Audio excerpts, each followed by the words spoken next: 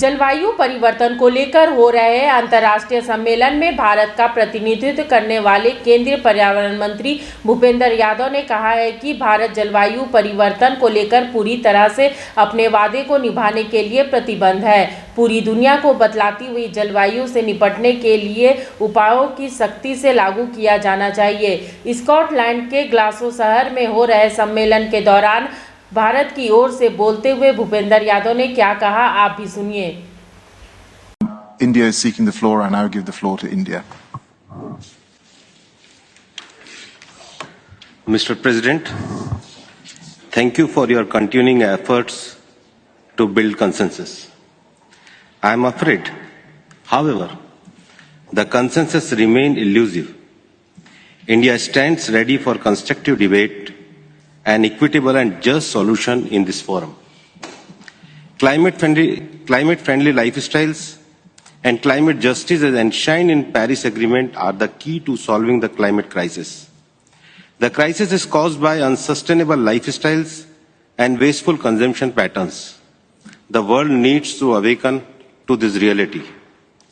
Fossil fuels and their use have enabled parts of the world to attain high levels of wealth and well-being. The UNFCCC refers to mitigation of CHG emissions from all sources. UNFCCC is not directed at any particular source. When we have taken economy by targets, targeting any particular sector is uncalled for. Every country will arrive at net zero as per its own national circumstances, strengths and weaknesses. Developing countries have a right to their fair share of the global carbon budget and are entitled to the responsible use of fossil fuels within this scope. In such a situation, how can anyone expect that developing countries can make promises about phasing out coal and fossil fuel subsidies? Developing countries have still to deal with their development agendas and poverty eradication. Towards this end, subsidies provide much needed social security and support. For example, we are giving subsidies for use of LPG to low-income households. This subsidy has been a great help in almost eliminating biomass burning for cooking and improved health from reduction in indoor air pollution.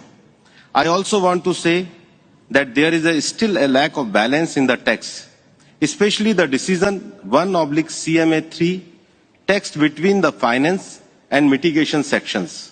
Mitigation section includes annual minister-level roundtables, annual NDC synthesis reports, and a new long-term strategy synthesis reports. Requests for revisiting NDCs in 2022, regular updating of LTS, etc., a work program for enhanced mitigation ambition in 2030, and so on. None of this same urgency of convening high-level meetings or commissioning annual reports or progress in meeting the finance needs mentioned in the finance part. Cover decision should not override or introduce extraneous elements in the Paris Agreement process that is already well established and agreed to. There is a well-defined cycle for submission of NDCs. There is no need to deviate from it. We need to respect the agreement and not override it through cover decisions of supreme bodies. These clear concerns in cover decision must be addressed. Para 20 of draft decision 1/CP 26 and para 36 of draft decision 1/CMA3 should be and at development of clean power generation and energy efficiency measures.